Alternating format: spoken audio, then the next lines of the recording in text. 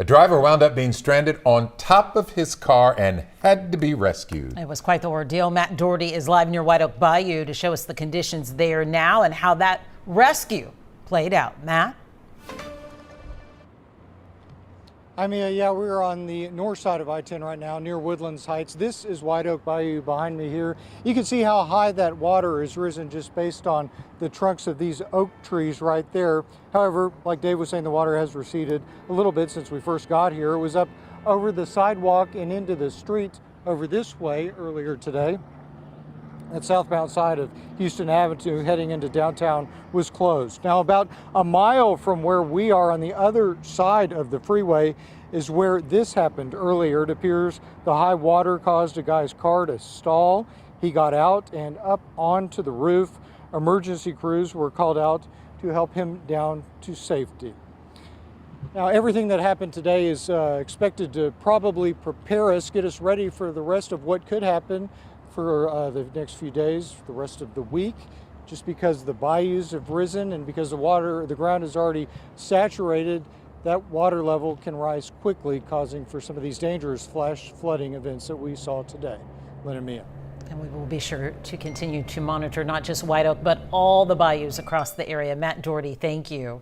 There were also plenty of stranded drivers on the north side. Yes, Amanda Henderson has been there near the intersection of West Mount Houston and the North Freeway. Amanda, I know it's gotten better, but you've watched some folks take some risks there. Yeah, they actually have a crowd now. So if they take a risk and they get stuck, it's going to be all over social media at this point. I mean, the water, yes, it has gone down, but take a look. It's still pretty high. In fact, let's watch this GMC go through the water right now, taking the risk of going through. And I'm going to be honest, it's a lifted car. It has a little bit more height, but the odds of that water not affecting something in the vehicle, it's not looking all that great. There is a way around at this Texaco, but they kind of insist on going through the water, as you see right here with this truck and this GMC. But earlier, a lot of people were not only getting stranded, they were getting stuck, having to be rescued by first responders.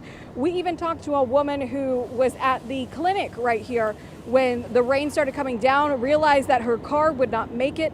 Take a listen.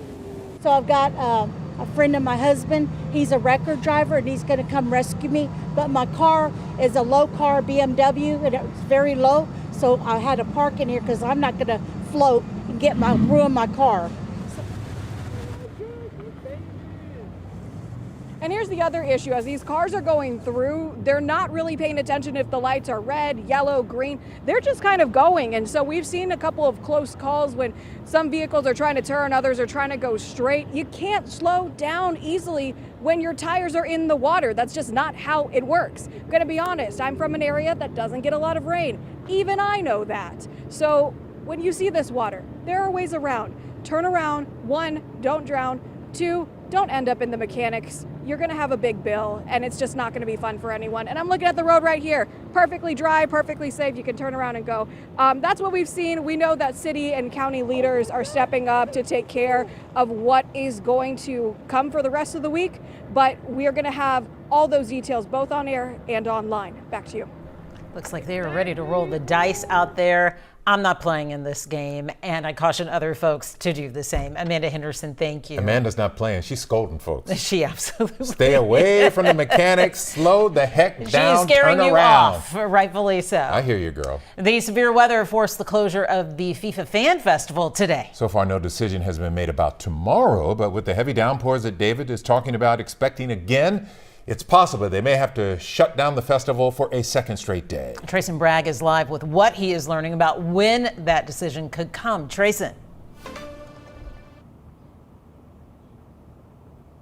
Well, we've been asking questions all day to FIFA, the host committee, as well as the city's Joint Information Center, hoping to learn the plan ahead of course, Wednesday, where we're seeing the potential, the forecast is showing the potential, I should say, for more potentially severe weather headed our way. Now, of course, as Houston prepares to host its second match on Wednesday, and thousands of fans from all over the world will descend on Houston Stadium, I have to say, getting the answers has not been easy. We've reached out to FIFA's local officials several times, as well as their headquarters. They directed us to the city's Joint Information Center, who directed us to the host committee, who directed us back to FIFA, who directed us back to the city. And Public Works eventually released a statement sharing that they are lowering Lake Houston, staging barricades at flood-prone locations, and preparing dump trucks to assist with potential high water challenges. The Houston Police Department and Houston Fire Department have also positioned high water rescue vehicles and boats throughout the city. Chris Kennedy with the host committee did share a recommendation for anyone heading to the match on Wednesday. We would encourage people, if going to the match on Wednesday, to have a plan, to know before you go, to monitor our websites and all the different websites available for public safety purposes, and arrive early. That's really the main thing, right? To ensure the best way into the match.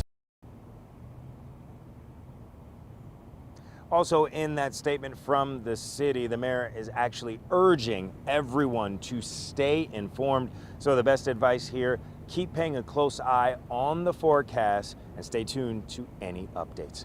Reporting live from Edo, I'm Trace Bragg, KHOU 11 News. Preparations and plans fluid, but there are some things already in place. Trace and Bragg, thank you. Yeah, for all the folks in town, they're probably like, oh my gosh. All right, point your phone's camera to the QR code on your screen to download the KHOU 11 app. It features live radar, allowing you to track conditions wherever you are 24 hours a day, and turn on those push notifications so you get emergency alerts sent right to your phone.